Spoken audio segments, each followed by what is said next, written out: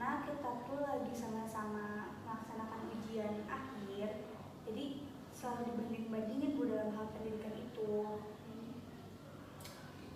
Saya tuh sebenarnya sakit hati Bu sama ibu saya, karena di satu sisi saya juga mempersiapkan buat ujian ini gitu Bu, kayak belajar iya, pokoknya kayak ikut tes soal gitu iya, tapi ibu saya tuh malah meremehkan saya Bu, kayak nganggep kalau saya tuh gak pernah belajar, kayak males-malesan belajar, gak serius ikut ujian ini, sedangkan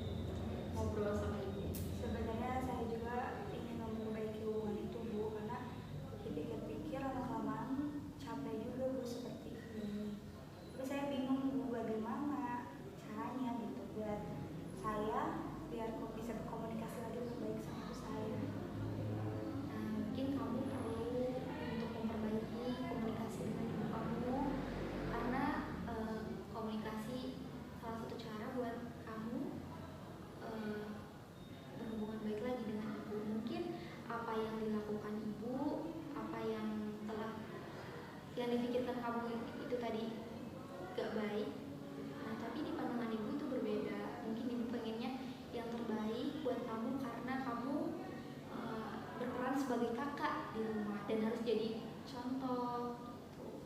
Terus kalau misalnya kamu nanti ketemu sama ibu nih, kamu bakal siap atau enggak buat ngobrol, buat cerita? Mungkin saya sedikit belum siap Bu, tapi saya akan mencoba itu semua sih Bu. Untuk bertemu dengan ibu saya, karena kan saya juga pengen yang terbaik ya Bu buat keluarga saya. Terus kan capek juga ya Bu kalau terus-terusan kayak gini. Tapi ya saya juga lagi mengumpulkan keberanian Bu buat komunikasi sama dia biar nggak terjadi kesalahpahaman juga. Nah, mungkin ada yang perlu kamu perbaiki. Salah satunya tadi saya bilang di komunikasi kamu dengan ibu kamu. Nah, nanti di sesi berikutnya kamu bakalan belajar tentang komunikasi yang baik, langkah-langkahnya gimana biar hubungan kamu sama ibu kamu lebih baik lagi, dan juga pendekatan belajar pendekatan dengan ibu. Nah, mungkin untuk sekarang cukup sekian sesi konsen hari ini. Gimana nih perasaannya Riela setelah ngobrol dengan saya? Alhamdulillah sih Bu, sedikit berkurang kecemasan saya, sakit hati saya, dan juga pikiran saya. Karena ya memang ya Bu ya, ternyata kalau misalnya itu harus diceritakan ya Bu. Iya, kuncinya itu. Jadi kuncinya komunikasi. Di sini saya nggak bisa ngasih saran, tapi kita belajar